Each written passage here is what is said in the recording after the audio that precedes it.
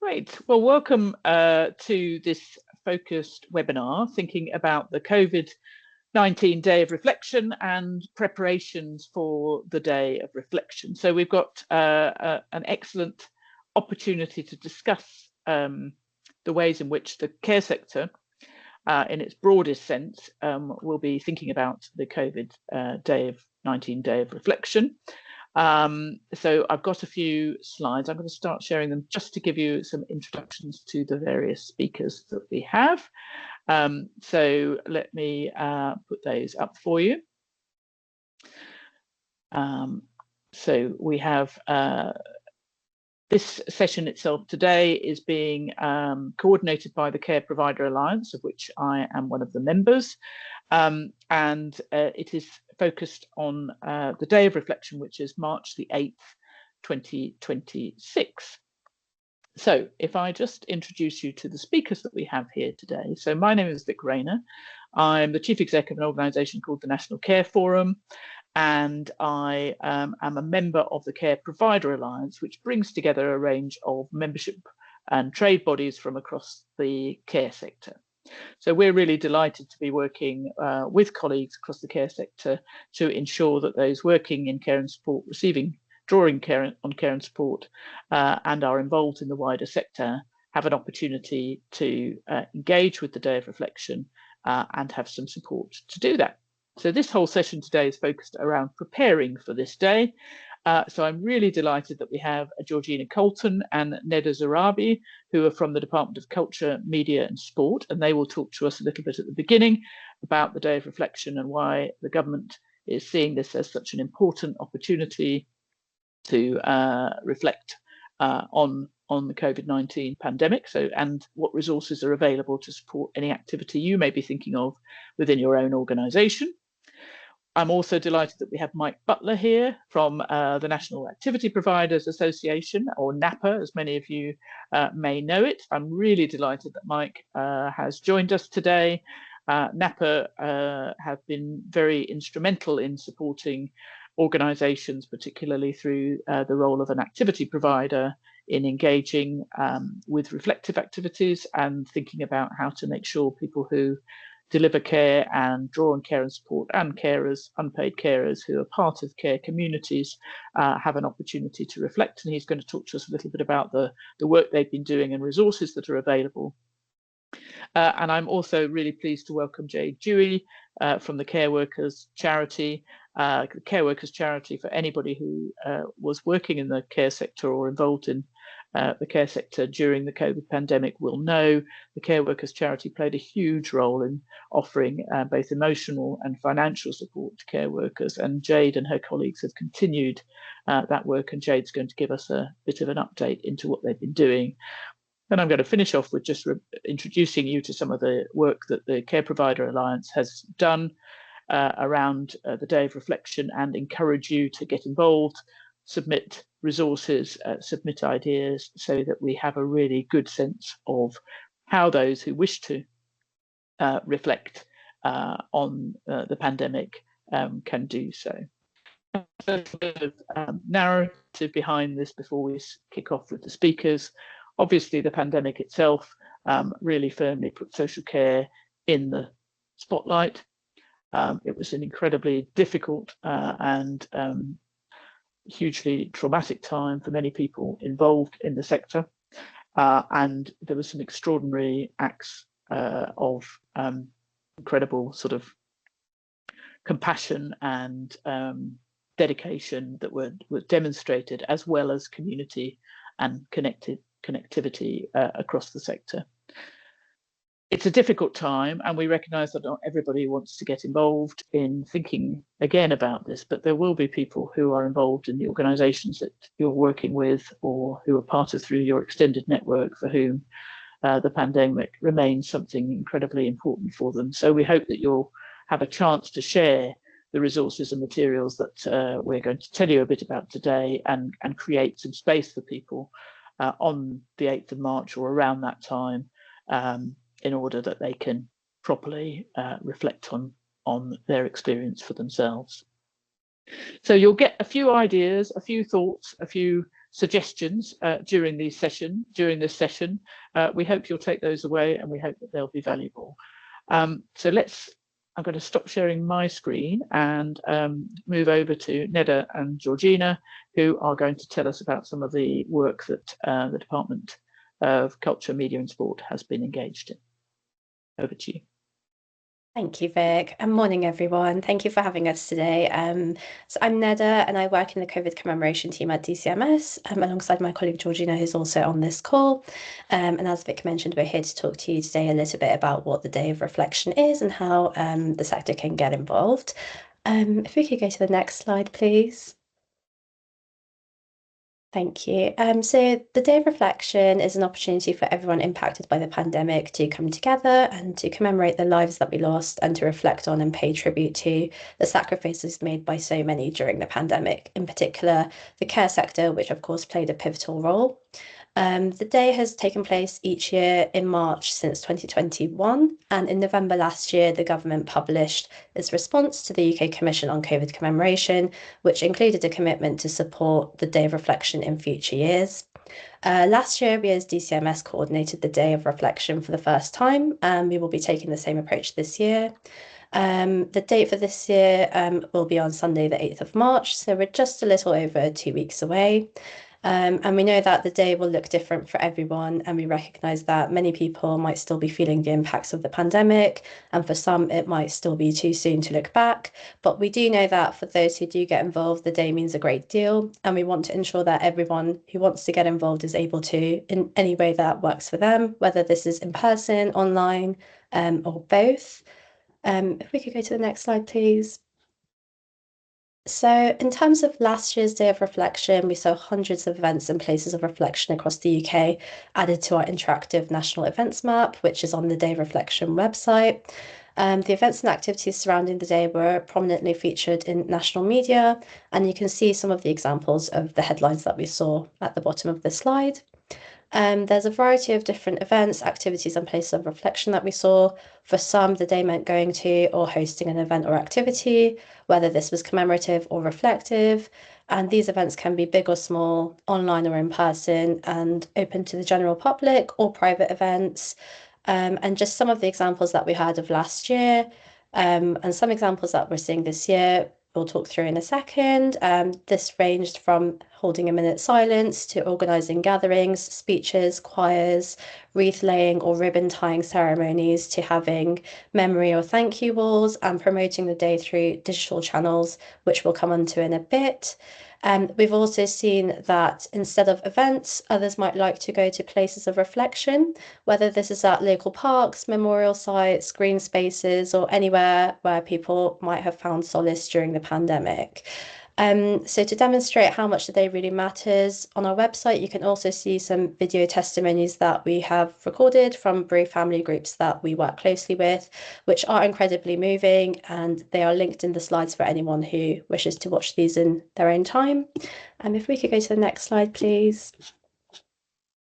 So we've mentioned some of the examples that we saw last year of how organisations have been involved, as well as other types of activities that anyone on this call or general public might wish to consider for future years.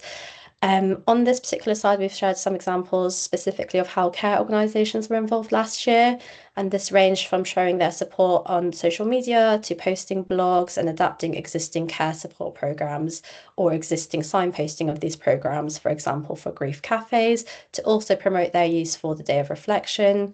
So hopefully some of the examples we've mentioned from last year and this year might offer some inspiration for how the care sector might like to get involved this year and in future years.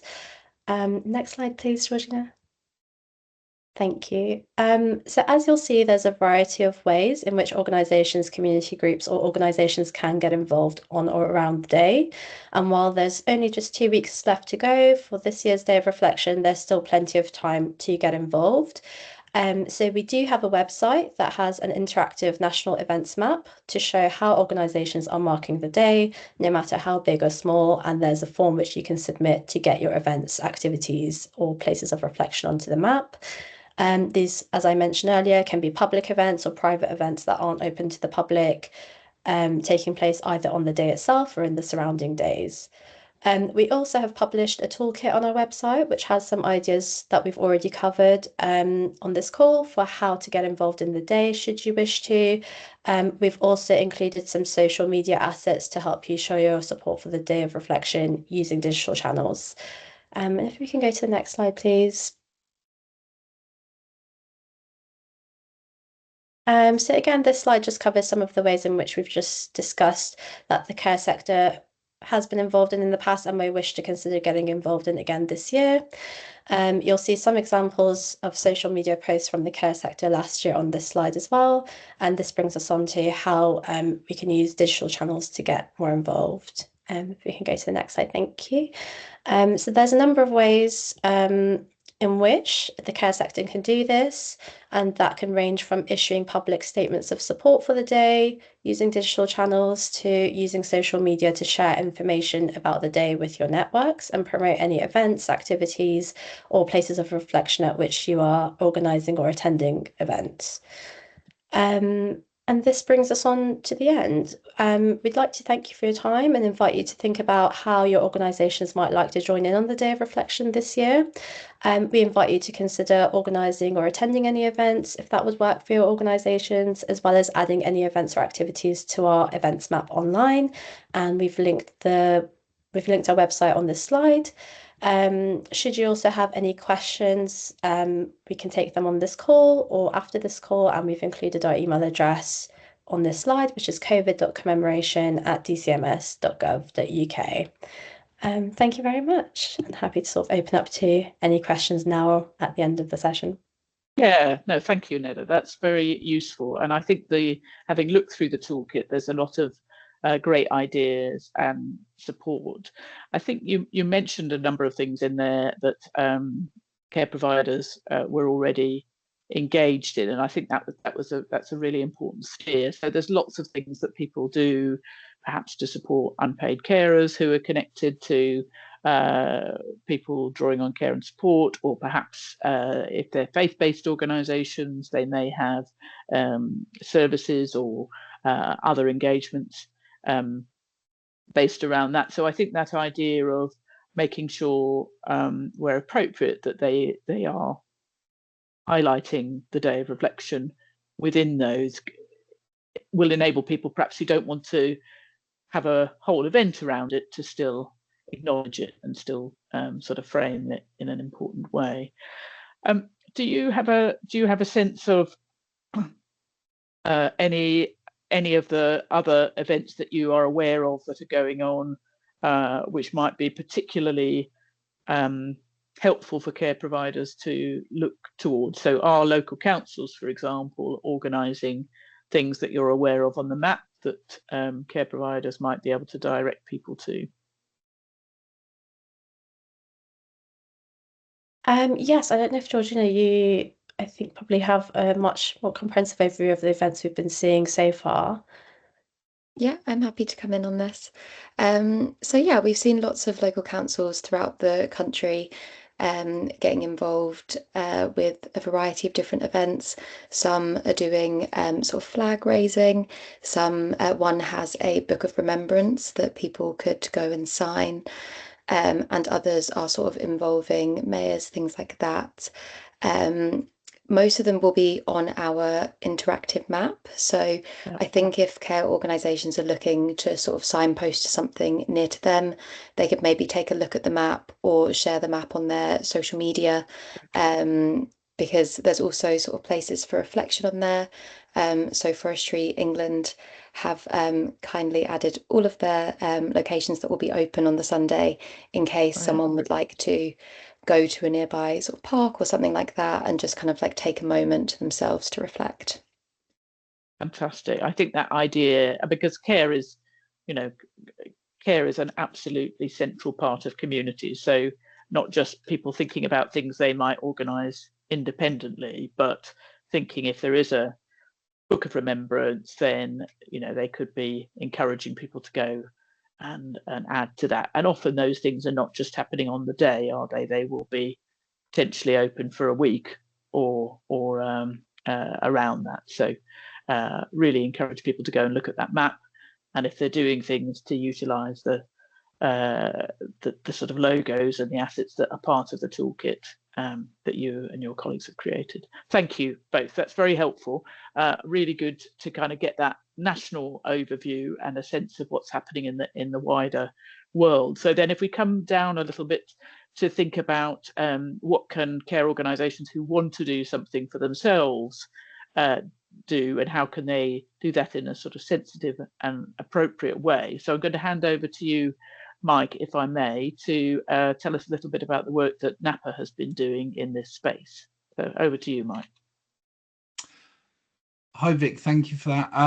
My name's Mike. I'm the Communications and Marketing Assistant for the National Activity Providers Association.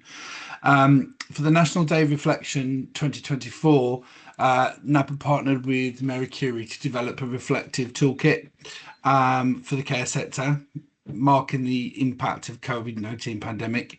The collaboration brought together complementary expertise to create practical, accessible resources. The toolkit was designed to support care services to facilitate meaningful engagement around remembrance and resilience and connection. It aimed to provide structured guidance to help teams lead sensitive conversations around COVID-19, acknowledge loss and create opportunities for collective reflection with care and support services. So the resource itself enables services to create safe, compassionate spaces where people can share experiences, honour those who died, and reflect on the strength shown during the pandemic. To maximise the reach and the sector benefit, the toolkit was made available for free, so that people can download it free. And it has since been refreshed as well to ensure that we continue the relevance and that it remains freely accessible. I can show you the resource now and take you quickly through it just so that people can see what's included in the toolkit. I think, can you see that on the screen now? Yes, yeah. we can, Mike. Thank you very much. Okay, so this is the Day of Reflection toolkit for care services, care homes. And there's lots of different bits and pieces in here as well, lots of links that you can link to, ideas on how you can get involved, and again we've linked to some of the previous videos and things there. Lots of different inclusive planning guidance as well that's incorporated into that, so people can have the guidance on how to plan for the day and make it more meaningful. A list of activity ideas as well. Lots of different activities set out, and you'll see that, you know, there's lots of you will need and what you do, so it makes it easier for people to navigate.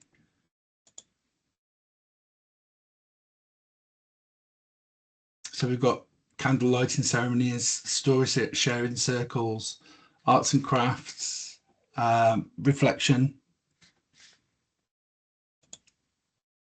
Lots of different bits and pieces in there, and again this is free on to download from the NAPA website on our free resources page, but I believe it's also on the Day of Reflection website as well, that people can download from there.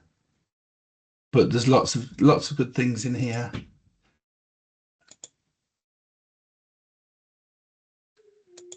Huge amounts there, Mike. There's huge amounts, but I think it's important so that people can actually see what's in there, but get involved and take different approaches to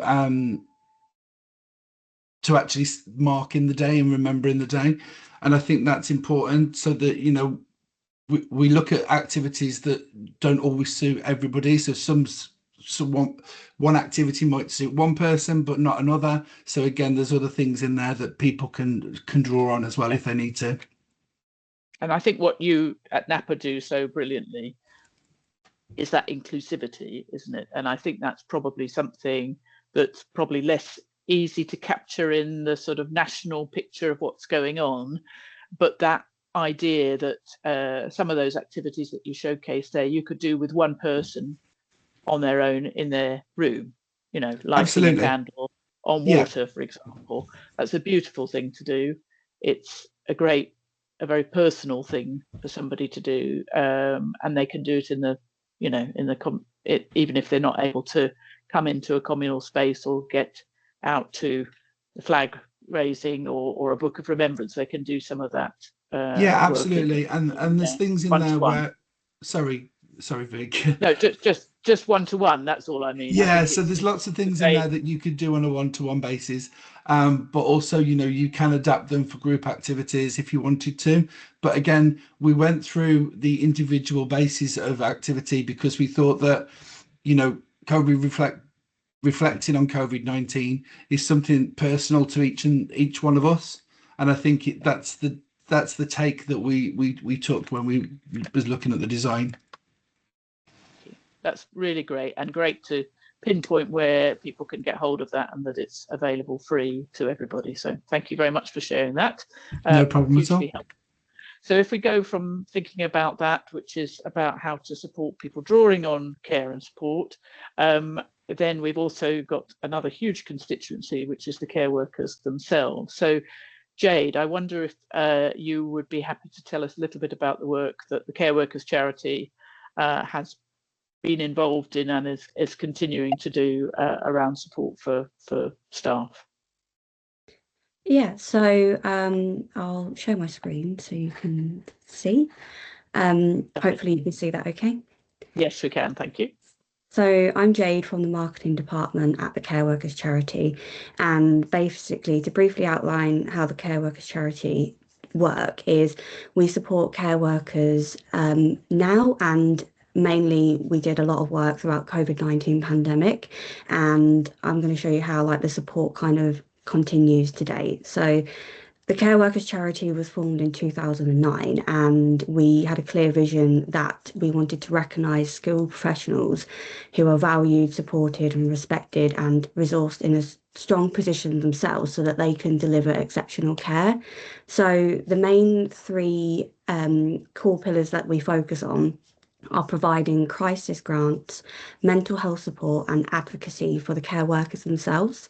And I'll go into a bit of detail about how we do that on the next slide. But so far, we've managed to award over 6.8 million grants to care workers around the UK, and that has supported 13,800. So we're doing like a lot of help as much as we can for the care workers themselves. So going on what we offer, so our crisis grants have been the main thing that we offer, and during the COVID-19 pandemic they were like a critical safety net as such. So we were providing emergency financial grants for care workers that included illness, bereavement, domestic abuse, risk of homelessness, utility and rent repairs, and even just like car repairs if they needed to get to and from care homes or into like private homes. So during the pandemic, the flexibility allowed us to respond rapidly to emergency needs. So the Care Workers Charity saw increase of volume of the applications, basically like highlighting the vulnerability of the workforce and the importance of having a dedicated charity and solely supporting the care workers. And the mental health support that we offer, a lot came from the psychological impact of the COVID-19 pandemic on the social workforce. The mental health programme that we offer are two options, are up to 10 funded therapy sessions for care workers who can either self-refer or be referred by a professional. And we also offer mental health first aider training, which is like a level 3 recognised across the UK that can be rolled out into the workplace as well. It equips the care workers to manage their own well-being, but also support the colleagues within their organisation as well. So that's really beneficial. And we see a lot of uptake on that within the workforce. So when COVID-19 hit, the adult social care workforce faced like an immediate pressure, and the care workers were either self-isolating, shielding, covering additional shifts and managing workforce shortages. So as I said before, the volume of applications increased rapidly, and the uncertainty between the workforces was also a big impact on the mental health as well. In 2020, the Care Workers Charity awarded 150% more grants than they did in the previous year. And between 2020 and 2022, through the dedicated COVID fund, we awarded 2,821,354 grants to 4,493 individual people. So as you can see, that is a big amount, and causing the immediate support that we was able to help to the workforce within the adult social care.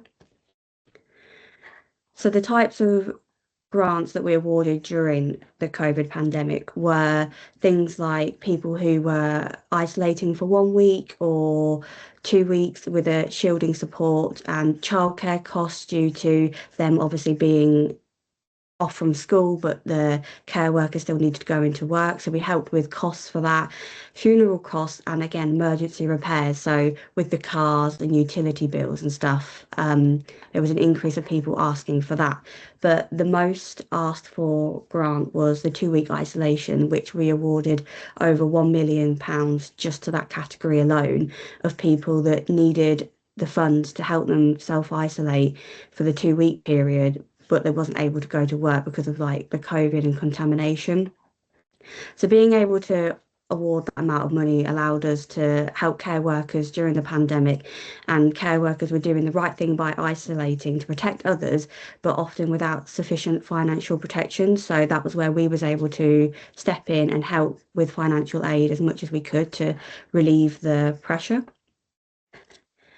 And then what we do now. So what we still have now is the, oh, I'm going backwards, is the memorial wall. So we've had over 300 tributes on there, and the memorial wall is an online space that allows friends, family, colleagues to communicate all on one online platform and remember those who lost their lives during the pandemic. And it provides a formal opportunity for reflection on the sector and sustained commitment during the period of the way that everyone came together and cared for everyone. So that's still available now, and if that's something that you'd like to do on the day is to put a message on there, then the link will be available and you could go on to the Care Workers Charity website and put a message on there to those that lost their lives during the pandemic. But as a whole, today we're still continuing our efforts, and our focus is mainly still on ensuring that care workers are supported, protected and recognised throughout the role that they play within the care sector. So we're still open for financial support, therapy and obviously the mental health first aid training as well. But yeah, going from the COVID-19 pandemic, it was a big influx in people that was asking for the help. Fantastic. Thank you very, very much, Jade, for all of that information. And as you say, just reminding us what a significant role the charity played, but also just how much the pandemic impacted on both the mental health, emotional well-being and the financial well-being of care workers. So absolutely vital. The charity was there and continues to be there to support. So thank you for that information, and I hope people will take a look at some of the resources and ideas that you were suggesting there. So I'm just going to just do a final session, final moment to think about the how to mark the day, just to bring a little bit of input from the work that the Care Provider Alliance has been doing, drawing some of this together into one space on the Care Provider website, Care Provider Alliance website. So just a couple of things that you would see as some of the kind of legacy work that's there, because lots of organisations, a bit like the work Mike's talked about, have been highlighting the impact of COVID-19 on the care sector in different ways. So a few examples here. After the pandemic, a poet called Martin Figura wrote a selection of sonnets in dedication to care workers. And if you go onto the CPA website, you can see that, and you can see some of those sonnets being read by care workers themselves, and it's incredibly powerful. So that kind of thing can be really nice, and you could create a way to use some of those to mark the day with either staff or people drawing on care and support, or pick one of those sonnets that's particular meaningful to you, and to look at that. And another thing, that's something that the National Care Forum that I'm involved in with developed. We developed an e-book, and in fact a physical book at the time, which was a collection of the real life stories about care, communities and leadership during the pandemic. And actually during this last year, when we've had the COVID inquiry, we've used some of those stories from the Caring in COVID book to recognise the direct impact of COVID on both the workforce and, most importantly, on those drawing on care and support. There's also the memorial wall that Jade has mentioned. So getting an opportunity to use that, recognise and leave messages in support of staff, perhaps those who are no longer with us, but also those to recognise the sacrifice that staff made during that period is an important thing, and gives you an online community to work with that. And also just that individual people, individual organisations over time have done different things to mark COVID, and they can continue to use those spaces. So if you are part of an organisation that perhaps planted a memorial garden or some memorial trees, are there ways you could dress those trees or add additional plants to the garden to continue that theme? Or might you hold a sort of a day of reflection, or look at another poem as an example of another poem here by Karen Noble, that you could pick out something like that, or a poem that had meaning to you and those in your organisation, to highlight the impact of COVID. So those are some of the things that we know people have done. So it remains for me just at the moment to thank everybody who has contributed to this morning's session. We want to keep on gathering that evidence together and information together. So please do link up to the Care Provider Alliance, send any copy, any images, things that you're doing to the website, to the web address here, so info@careprovideralliance.org.uk. And we'll be delighted to share those stories, to include resources on the website so others can engage and create a day of reflection appropriate and fitting to the care sector. I'm going to stop sharing my slides there and suggest that we stop the recording at this point, and then we can move on to any questions that we might have from our audience. So just a big thank you again to our speakers, to Neda, to Georgina, to Mike and to Jade, and thank you for focusing in on this very important day of reflection, which is March the 8th, 2026. Thank you.